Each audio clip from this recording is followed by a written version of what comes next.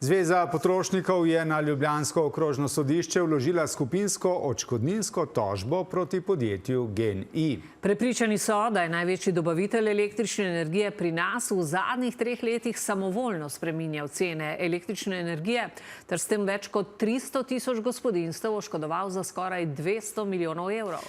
Kdo se lahko pridruži skupinski tožbi in kako odgovarjajo v GEN-I? Nika Kunaver.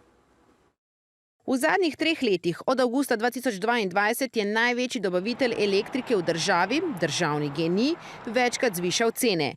Ker pa v tipskih pogodbah, ki so jih potrošniki sklepali z dobaviteljem, ni določenih pogojev za podražitve, so v Zvezi potrošnikov Slovenije prepričani, da gre za kršitev zakona o varstvu potrošnikov. Pričemer pa ni vsaka enostranska sprememba cene prepovedana, je dovoljena v določenih primerih in to je takrat, ko so vnaprej poznani pogoji, kdaj se cena lahko spremeni, ko je določena metodologija in tega pogoja GEN-I ne izpolnjuje. S kolektivno odškodninsko tožbo želijo doseči, da bi GEN-I potrošnikom povrnil podražitve skupaj z zamudnimi obrestmi.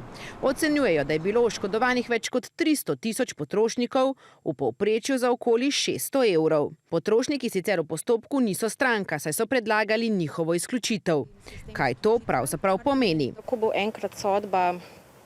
enkrat razsojeno, se pravi, ko bo sodba pravnomočna, bo ta sodba veljala za vse potrošnike, razen za tiste, ki se ne bojo iz tega aktivno izključili. V GEN-I so sicer že ob napovedi tožbe očitke zavrnili. Ravno družba GEN-I z vstopom leta 2009 razbila monopole in s tem zagotovila izredne padce oziroma znižanje in ugodne cene za naše odjemalce. Tudi danes ostajamo najbolj ugoden in najbolj zanesljiv dobavitelj. V GEN-I pravijo, da tožbe še niso prejeli, da je zato trenutno še ne morejo vsebinsko komentirati. Da pa je imel vsak pred dvigom cene pravico odstopiti od pogodbe in oditi k drugemu dobavitelju. V Zvezi potrošnikov so sicer prepričani, da se je podobna praksa dogajala tudi pri drugih dobaviteljih električne energije. Za tožbo proti GEN-I pa da so se odločili zato, ker gre za največjega ponudnika na trgu, ne pa zaradi tega, ker ga je pred vstopom v politiko vodil premier Golob.